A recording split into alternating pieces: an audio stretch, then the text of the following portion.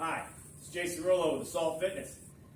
Today's workout is pretty much focused toward obstacle course racing, but it's also kind of a CrossFit workout, so we're kind of going on a CrossFit theme here. For that reason, it's called Bro. Alright, so with this workout, it's a circuit, approximately 7 to 9 minutes, including the rest time in between the circuit. Rest time is just to get a drink or, blow your nose or whatever you got to do. The key is move as quickly as you can through the exercises. And again, it's going to tax a pretty good amount of grip. I'm going to show a few different ways to do certain exercises like push-ups here. There's around a large range in the push-ups. It's because you're pretty much trying to push yourself about 75% of your max, but still doing controlled push-ups. Today I'm going to use the perfect push-up on this just to show a different method. So this one's nice and controlled because it's on the perfect push-up. You want to be able to control the push-up the whole way through, up and down. Don't just pound them out. Again, if you need to kneel, you can, but we're looking at 10 to 30 push-ups or 75% of your max, something like that. Second exercise, I got to give credit to Yancey Culp from Yancey Camp. That's the first person I've seen demonstrate this exercise. He has a lot of his athletes do it. It's pretty good for practicing monkey bars where you don't actually have monkey bars. It's good for body control and shoulder stability while working grip, just like everything we do here in obstacle course racing training. All right, so we're going to need a straight ball. You can do this on a tree limb or whatever. You just got to make sure that the tree limb's not going to shake when you're going back and forth on it.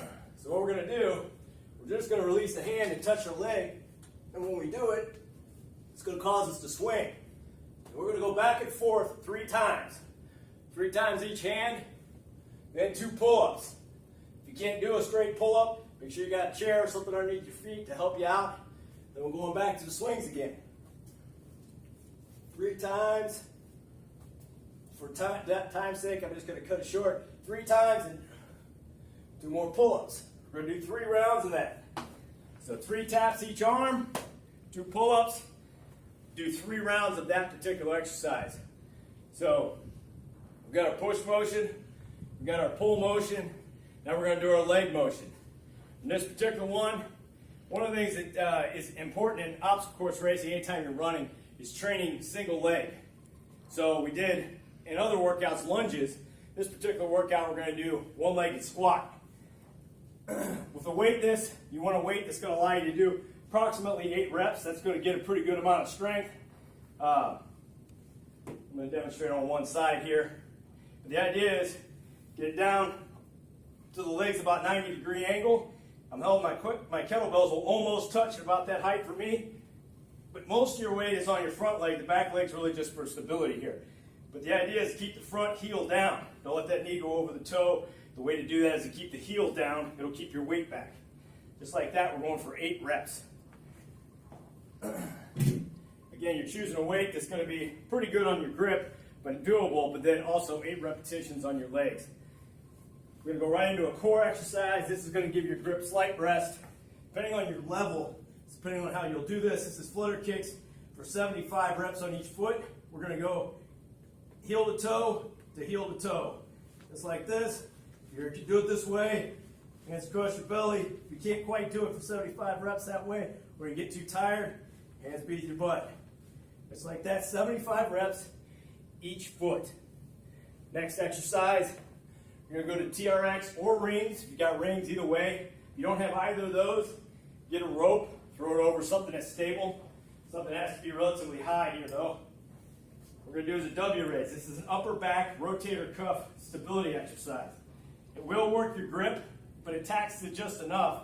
But you don't have to worry about losing grip, losing your hand grip and then falling over. Just like this. On this, we're trying to keep our arms 90-degree angle and about elbows about shoulder height. Nice and controlled up and down. So don't just fall back down. If you do that, you're not getting a lot of negative or eccentric rotator cuff work. Kettlebell swings. This is the hip extension portion of it. This one you want to be able to do, about 15 repetitions with the kettlebell. I just grabbed a 50 because it's here.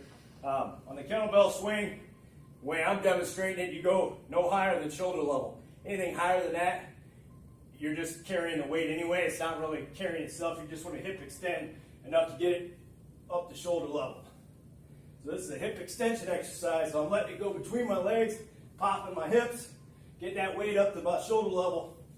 Like I said before, back and forth just like that, controlling the weight.